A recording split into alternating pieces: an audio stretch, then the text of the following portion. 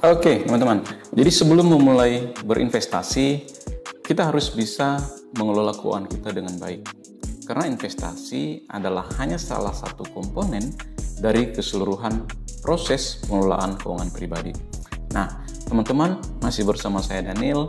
Kali ini saya akan sharing tentang bagaimana hal atau apa yang mesti kita persiapkan sebelum mulai berinvestasi. Nah, kali ini saya tidak akan lewat video, tapi melalui voice over aja. Saya pikir tidak akan mengurangi substansi dari pembahasan kita kali ini.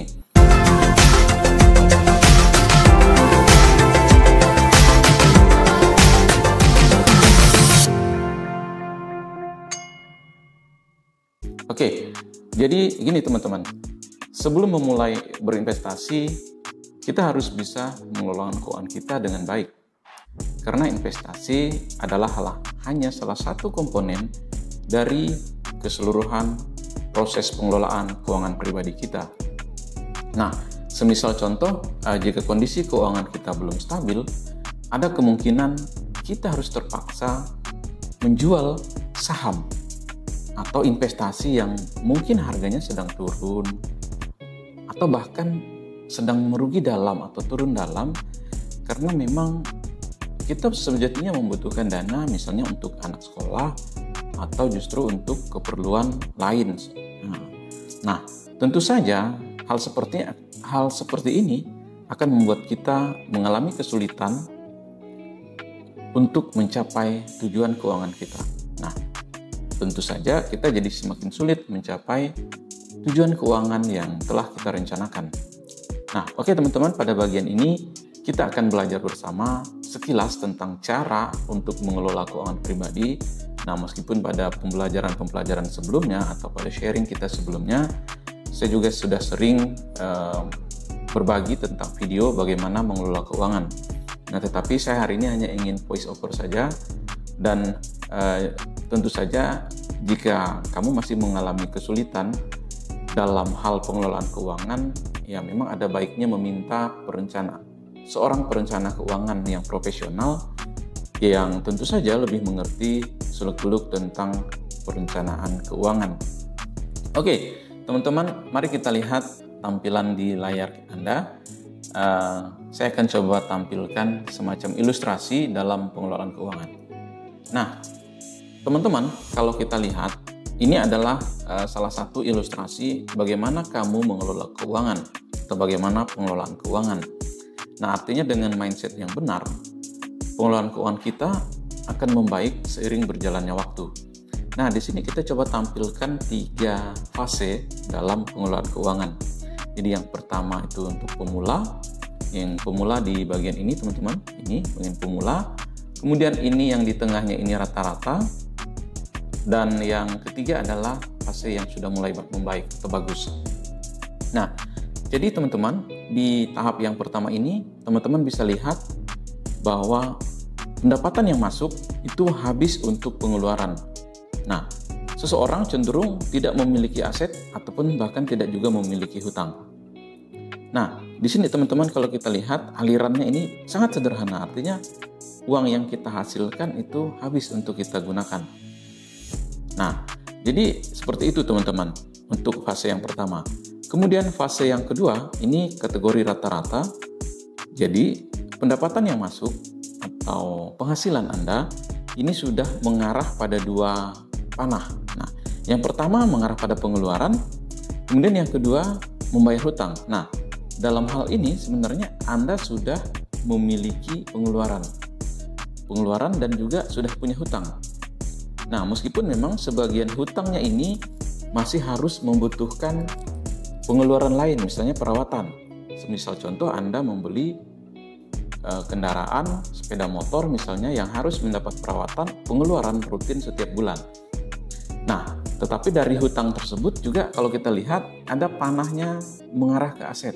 Nah, ini memang ada masuk pada bagian aset, tetapi asetnya ini belum produktif. Artinya dari segi produktivitas, asetnya ini belum tergolong aset produktif, sehingga belum mampu memberikan penghasilan kepada kita atau kepada Anda, teman-teman. Nah, sekarang kita mau melihat fase yang ketiga ini adalah fase yang memang sudah tergolong bagus. Jadi dari sisi pendapatan sudah mengalir dua. Yang pertama dari active income, kemudian yang kedua dari passive income yang berasal dari aset. Nah, kita lihat alurnya teman-teman. Nah, dari pendapatan sudah dilakukan untuk membiayai pengeluaran, kemudian masih juga punya hutang teman-teman. Punya hutang, panahnya ada dua di sini, mengalir ke pengeluaran dan ke hutang. Nah, tetapi hutangnya ini tentu saja untuk aset yang bersifat produktif. Makanya di sini kalau kita lihat hutangnya ini tidak lagi membutuhkan biaya untuk pengelolaannya.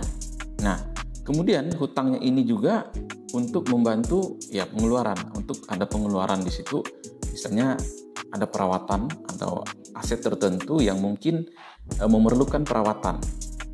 Lalu kemudian kalau kita lihat hutangnya ini mengalir ke aset. Nah, asetnya ini juga mengalir ke pendapatan.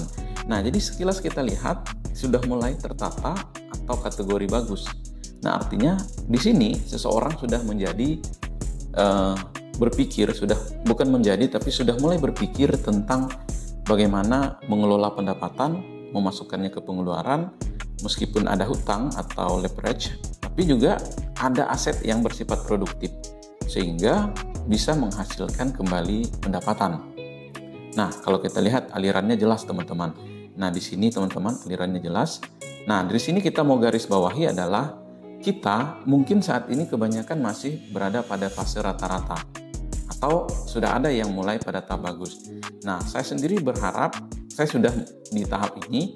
Jadi aset-aset produktif sebagian besar memang sudah memiliki pendapatan pasif meskipun memang belum terlalu besar.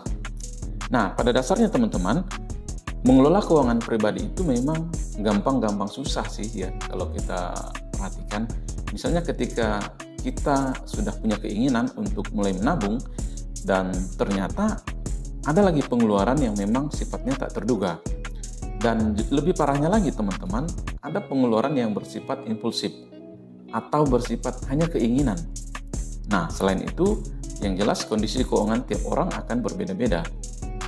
Nah, saat awal bekerja misalnya teman-teman, Anda akan menggunakan penghasilan ini untuk memenuhi biaya hidup. Tadi kita sudah jelaskan ulang di awal.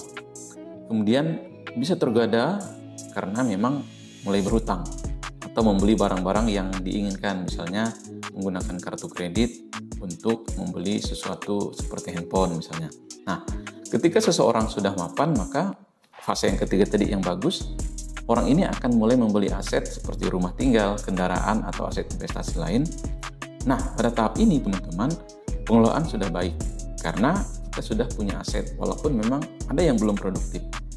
Kemudian yang berikutnya, tahapan yang berikutnya sudah mulai tadi saya jelaskan di awal, sudah membeli aset yang memang bisa memberikan penghasilan seperti properti sewa, kemudian instrumen investasi seperti saham, ori, sukuk retail, dan lain-lain. Nah, tahap ini bisa tercapai jika kita melalui tahap-tahap sebelumnya, teman-teman.